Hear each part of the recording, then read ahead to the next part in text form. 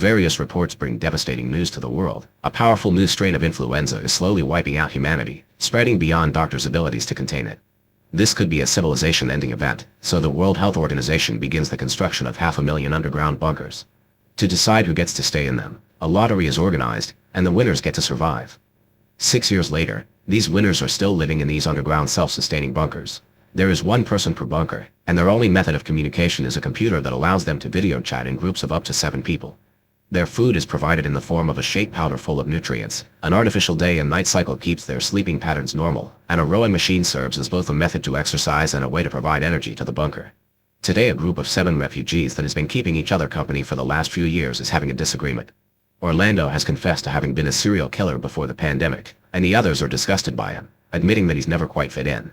Instead of feeling shame though, Orlando keeps making fun of them and taunting them, like reminding Atlanta that her children are probably dead out there. This definitely crosses a line, so the group leader Boston proposes to vote Orlando out of the communication group. It's a hard decision because once you kick someone out you can't add them back later, although Orlando doesn't seem to mind. Boston, Atlanta, and Chicago vote in favor, but Phoenix refuses to isolate someone like this. Her boyfriend Denver backs her up as usual, and Houston refuses to be the last vote. Sick of this charade, Orlando asks to be unplugged and continues to taunt them with their dark future, so Denver gives in to the others' demands and unplugs him. Later at night, Phoenix can't sleep, so Denver contacts her to have a private chat. She admits she doesn't feel comfortable judging others for their mistakes, so Denver reminds her that Orlando is still alright in his Florida bunker, he just can't talk to them. Both of them go back to bed after saying I love you and putting their hands together on the screen. 8 months later, Phoenix keeps having trouble sleeping because she dreams about her mother, and Houston's sleep cycle is messed up because his system is malfunctioning. Everyone is in a bad mood this morning, so some arguments erupt, but Atlanta ignores them in favor of praying, which for once Phoenix decides to join.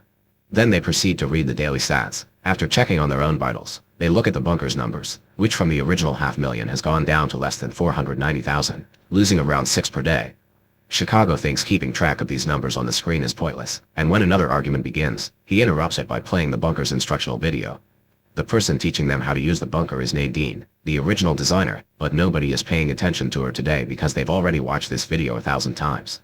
That night, Phoenix and Denver appear on each other's screens next to the beds and practice using their real names instead of their location before going to sleep.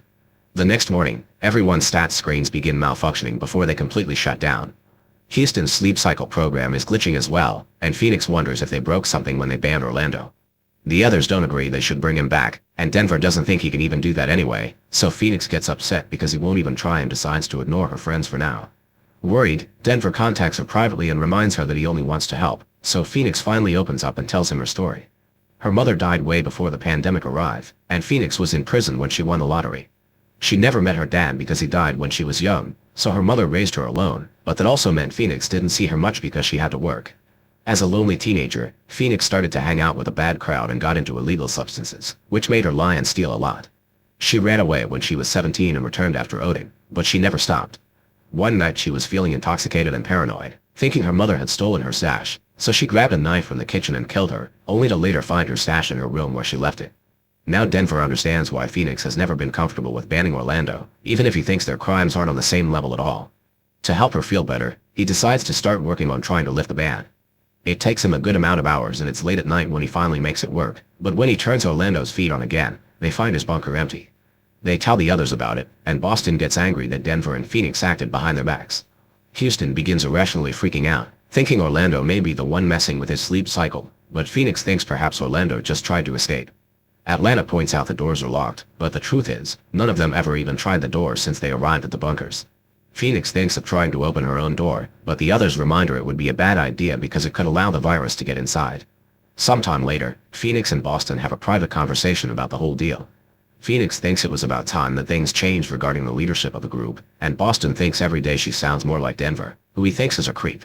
Denver reminds Boston of his dad, the kind of guy that looks friendly on the outside but it's actually all fake to hide the fact he could become a monster when he snaps. Phoenix thinks he's exaggerating, and she's sure she knows Denver well enough to tell he's a good person.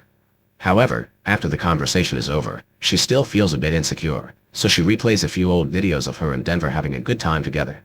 Rewatching these private videos makes Phoenix wonder if Orlando had some recordings of his own too, so she asks Denver to try to access them. Denver does so, and the first few logs he finds are normal, just Orlando going through his daily routine. The last one, though, is pretty chilling. Orlando is exercising, But suddenly the screen is filled with static and Orlando can be heard screaming, "Leave me alone." When the static goes away and his bunker appears again, the place is empty and the door is open.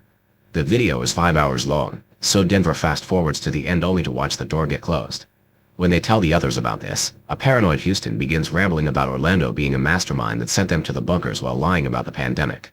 Boston considers the possibility of the video being fake, which doesn't make sense, so while everyone argues, Phoenix proposes they should try to escape because obviously the bunkers aren't safe anymore. As always, Boston wants them to vote on it, but Houston isn't sane, so Atlanta thinks this isn't the time to make any decisions. Later that night, Phoenix begins examining every corner of the bunker more closely and finds a small panel on the wall that she tries to remove.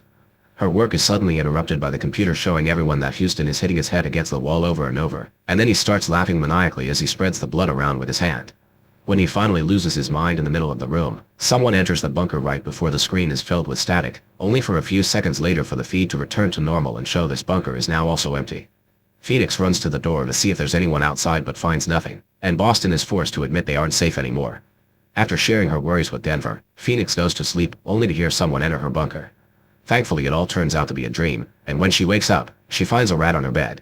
Apparently, the little guy got inside by pushing the panel she had loosened up yesterday, so Phoenix decides to check it out.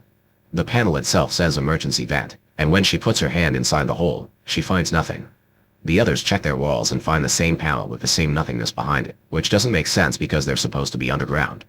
Yet again, another argument begins. Phoenix takes over the leadership of the group and asks Denver to use the computer to see if he can contact other survivors while the rest of them begin examining the bunker more closely to see if they can find any possible exit points.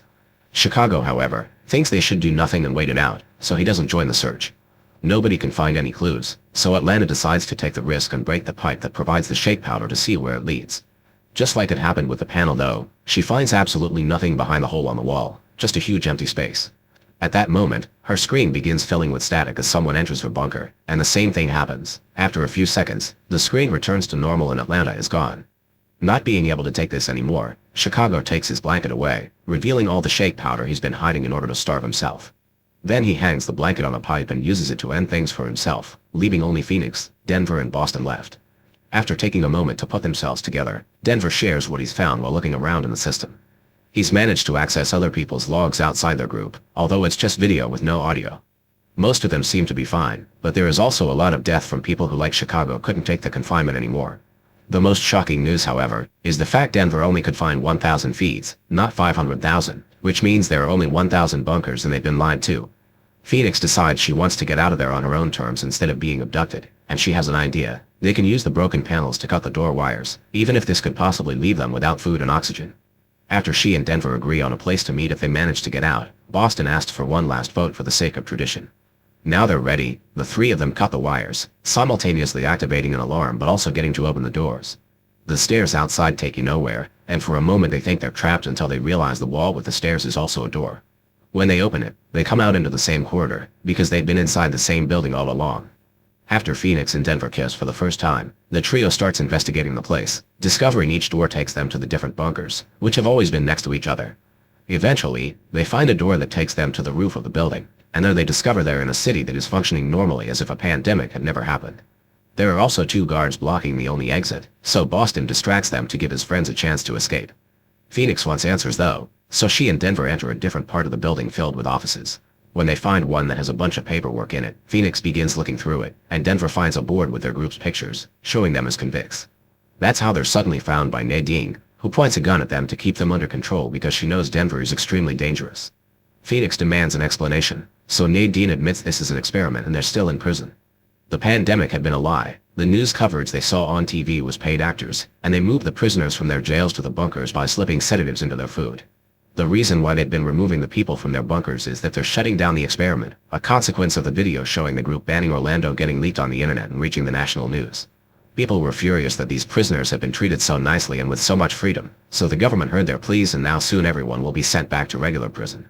Denver begins insulting Nadine for her lies, and Nadine in turn calls him her one mistake. Each prisoner was chosen according to an evaluation program that indicated it would be unlikely for them to reveal their stories, so Nadine could study how each of them created new identities to fit into the assigned group. Phoenix wants to know what her friends really are, so Nadine begins explaining. Orlando was a career criminal, in and out of prison all his life, and he had already confessed his murders. Houston was in a gang and responsible for 20 murders. Atlanta suffered postpartum depression and she drowned her daughters.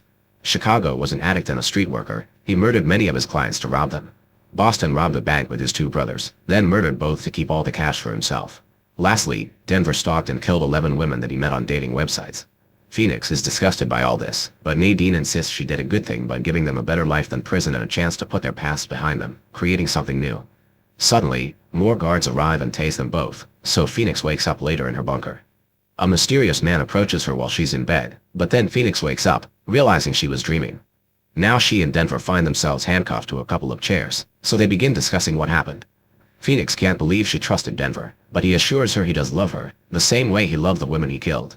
He's been suspicious of the experiment since she confessed her crime, together with Orland's confession and his own history. It hadn't been hard for Denver to put two and two together. He didn't say anything because he found it fun and fascinating to watch it all play out, so Phoenix calls him a sociopath, which Denver agrees with. Afterward, the guards take them back to the corridor, where the rest of his group is also waiting in front of their respective bunkers. Orlando begins calling out their hypocrisy as soon as he sees them. Then he hits the guard behind him to steal his weapon. Unfortunately, this only causes the other guards to shoot in defense and kill him. Then, the remaining 5 from the original group are sent back to their bunkers, where they'll have to wait until arrangements are made to be sent back to their respective prisons. Chicago's body is taken away and all his stuff is trashed, but Phoenix finds 2 things in her room, the picture of her mother and the body of the dead rat. Make sure to subscribe and turn on notifications.